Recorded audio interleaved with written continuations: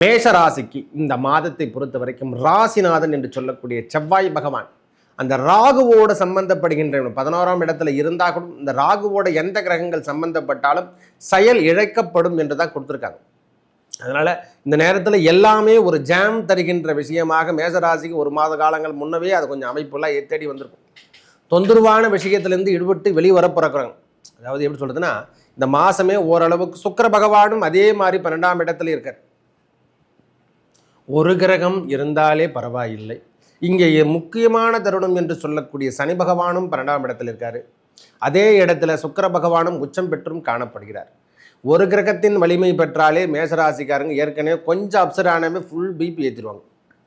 அவங்க கொஞ்சம் டென்ஷன் கொஞ்சம் இருந்தாலே அவங்களுக்கு காலை மதியம் வரைக்கும் ஓரளவுக்கு சமம் என்று சொல்லக்கூடிய அமைப்பு இருக்காது. ஆனால் மதியத்துக்கு அப்புறம் சாயந்தரம் வரைக்கும் சமநிலைக்கு வருகின்ற அமைப்பு மேசராசிக்கு எப்பொழுதுமே உண்டு. இதை நாம் உணர வேண்டும் மேசராசிக்காரங்க. ஏன்னா அதிபதி யாருன்னு நம்ம தெரிஞ்சுக்கணும். நம்மளுக்கு இந்த பங்குனி மாதம் கொஞ்சம் சூழ்நிலை கொஞ்சம் சற்று சரியில்லாத ஒரு சூழ்நிலை காணப்படுகின்றது. காரணம், அந்த செவ்வாய் பகவான் நம்ம ராசிநாதனும் அந்த இடத்தை விட்டுட்டு முதல்ல இடம் விட்டு இடம் வந்துடணும். நம்ம இடம் சார்ந்த விஷயத்திலிருந்து 11ஆம் இடத்துல ராகு பகவான் பீடிக்கப்பட்ட கிரகக்கூடியங்கள் எல்லாமே இந்த அமைப்பிலிருந்து பலாபலன் கொடுக்க முடியாத சூழ்நிலைக்கு மாறுகின்ற அமைப்பு. ஒரு கிரகம் கொடுக்குதுறான்னா அங்கே ராகுவோ கேதுவோ இருந்தால் அந்த பலாபலம் திரும்பிக்க முடியாது. நம்மளுக்கு கொடுக்க வேண்டிய பலாபலங்கள் தடுத்து நிறுத்தப்படும் அப்படின்ற மாதிரி ஒரு சூழ்நிலை. அதே இடத்துல தான் புதன் பகவானும் இருக்கார். சுக்கிர பகவான் 12ஆம் இடத்துல உச்சம் என்பது செலவீனங்களை அதிகரிக்கக்கூடிய மாதமாக இந்த மாதம் முழுவதும் காணப்படும். ஒன்று வெளியூர் போகிற மாதிரி ஒரு ப்ரோக்ராம், ஆன்மீகம் சிந்தனை என்று சொல்லக்கூடிய இடத்துக்கு போகிற மாதிரி ஒரு ப்ரோக்ராம் நடந்து கொண்டே இருக்கு. பங்குனி மாதத்தை பொறுத்த வரைக்கும் இந்த மேஷ ராசிக்கு உன்னதமான அமைப்பு என்பது கொஞ்சம் சற்று கலக்கம் தருகின்ற அமைப்பாக தான் காணப்படுது. செலவீனங்கள் கண்டிப்பாக இருக்கக்கூடிய மாதம். செலவீனங்களை கட்டுக்குள் வருகின்ற மாதமாக இல்லை. இந்த மாதம் கொஞ்சம் செலவீனங்கள் அதிகப்படுத்தும். தேவையில்லாத டென்ஷன் பிபி இதெல்லாம் கொஞ்சம் அதிகமாக தான் இருக்கும். இதை நாம் உணர்ந்தாலே போதுமானது. ஓஹோ, இந்த ஜோசிகார் சொல்லிட்டாருப்பா அப்படின்ற மாதிரி ஒரு எண்ணத்துக்கு வராமல் நாம் நம் காலத்தையும் உணர வேண்டும். அவங்க ஏன் அந்த மாதிரி சொல்கிறாங்கன்னு அப்போ தான் நாம் தெரிஞ்சுக்கணும். 2ஆம் அதிபதி என்று சொல்லக்கூடிய சுக்கிர பகவான் அவர் 12ஆம் இடத்துல உச்சமாகிறார்.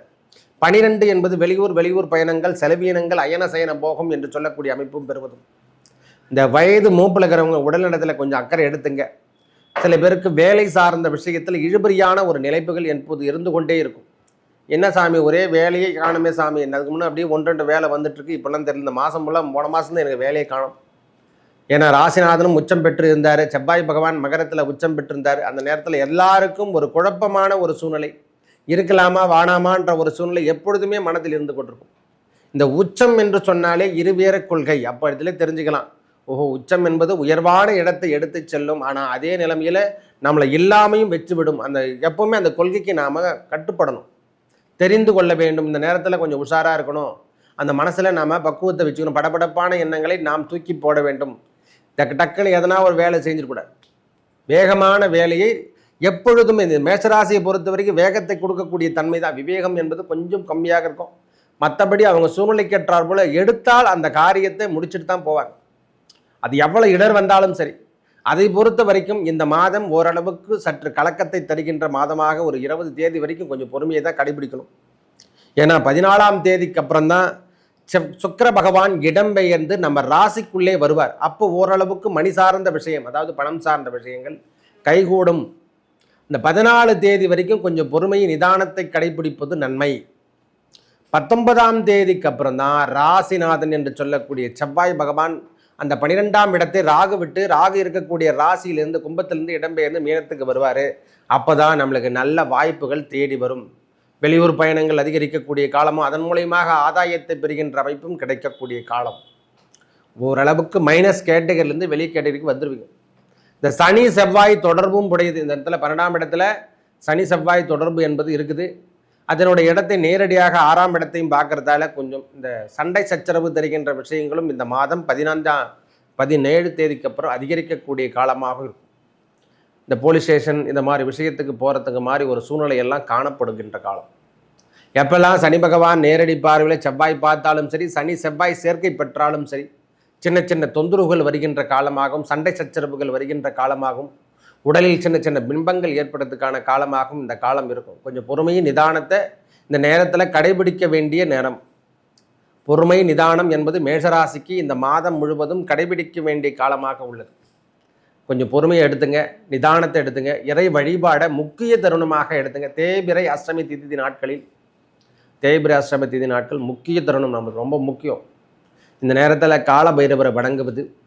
ஏன்னா சனி பகவானுடைய தாக்கத்தை நாம் விடுபட்டு வெளியே வரணும்.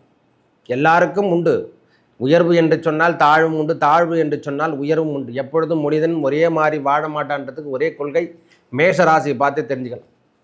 எப்பொழுதெல்லாம் நம்மளுக்கு உயர்வான இடத்தை எடுத்து செல்வான் அப்படின்னா, நாம் உயர்வினை தருகின்ற இடம் 9ஆம் இடம், அதே இடத்துல 12ஆம் அதிபதியும் அவரே தான் வரார். அப்போ தெரிஞ்சுக்கலாம். அப்போ 9ஆம் இடம் உயர்வினை தருகின்ற இடமாகவும் 12ஆம் அதிபதி அவரே தான் வரார். 9ஆம் அதிபதியே 12ஆம் இடத்துக்கு வராருன்னா அப்போ விரயத்தையும் தருகின்றவரும் அவரே. அப்போ தெரிஞ்சுக்கலாம் நம்மளுடைய வாழ்வாதாரம் எப்போ வேண்டுமானாலும் உயரலாம், எப்போ வேண்டுமானாலும் கீழ்மட்டத்துக்கு செல்லலாம் என்று எண்ணங்கள் எப்பொழுதும் தெரியும். காலம் நேரம்தான் மனிதனை தீர்மானிக்கிறது, நல்லவை செய்ய வைக்கிறதும் தீயவை செய்ய வைக்கிறதும். இந்த நேரத்தில் பொறுமை நிதானத்தை மட்டும் கொஞ்சம் கடைபிடித்தால் இந்த மாதம் முழுவதும் புதன் பகவான் இடம்பெயர்ந்து வர வரைக்கும் கொஞ்சம் பொறுமையை கடைபிடிங்க. 28ஆம் தேதிக்கு அப்புறம் தான் அவர் இடம்பெயர்கின்றார். அதுக்கப்புறம் உங்களுடைய வாழ்வாதாரம் ஓரளவுக்கு சரிசமத்துக்கு வருகின்ற காலமாக மாறும். மனதுக்கு தேவையான விஷயங்கள் தேடப்படுகின்ற அமைப்புகள் கண்டிப்பாக உண்டு. குறைந்தபட்ச அழுத்தத்தில் இருந்தவங்க, ரொம்ப அழுத்தத்தில் இருக்கிறவங்களாம் குறைந்தபட்ச அழுத்தத்துக்கு வரத்துக்கான காலமாக இந்த மேஷராசிக்கு இந்த மாதம் இருக்கும். வீட்டுக்கான செலவினங்கள் அதிகரிக்கக்கூடிய மாதம். வீட்டுக்கு தேவையான செலவினங்களும் அல்லது பொருள் வாங்கி போடுறது, இந்த மாதிரி விஷயங்கள், இல்லைன்னா டூல்ஸ் வாங்கி போடுறது, இல்லை வண்டி ரிப்பேர் ஆகிறது, அதை சரி செய்கிறதுக்கு ஒருக்கான விவரங்கள் எடுத்து செலவு பண்ணுறது, இந்த மாதிரி விஷயங்கள் எடுத்து செய்கின்ற காலமாக மேஷராசிக்கு இந்த மாதம் முழுவதும் காணப்படும். கொஞ்சம் சுக்கிர பகவான் இடம்பெயர வரைக்கும் கொஞ்சம் பொறுமையை கடைபிடிங்க. 14ஆம் தேதி வரைக்கும் கொஞ்சம் பொறுமையை கடைபிடித்தால் நன்மையை தரும். அதுக்கப்புறம் சுக்கிர பகவான் நம்ம ராசிக்குள்ளே வந்துட்டு அவரோட வீட்டை அவரே பார்க்கும் பொழுதெல்லாம் வருமானம் நம்மளை தேடி வருகின்ற காலமாகவும் ஓரளவுக்கு சரி சமைத்த ஓரளவுக்கு நீங்கள் அதிலேருந்து வெளியே வந்துடுவீங்க. அப்போவே தெரிஞ்சுக்கலாம், பரவாயில்ல இது சொன்ன மாதிரி நடக்குது சுவாமி, மனசு கொஞ்சம் தடுமாற்றத்திலேருந்து வெளியே வந்துட்டா அப்படின்ற எண்ணம் கண்டிப்பாக உண்டு.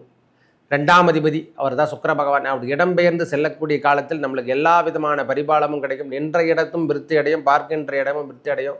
அதனால் பொறுமை நிதானத்தை கடைபிடிப்பது ரொம்ப நன்மையை தரும். மேலும் நல்லதெல்லாம் நடக்க இறைவன் முருகப்பெருமானை வழங்கி வர உங்கள் வாழ்வில் ஏற்பட்ட தடைகள் விலகும். நல்லதே நடக்கும். நன்றி, வணக்கம்.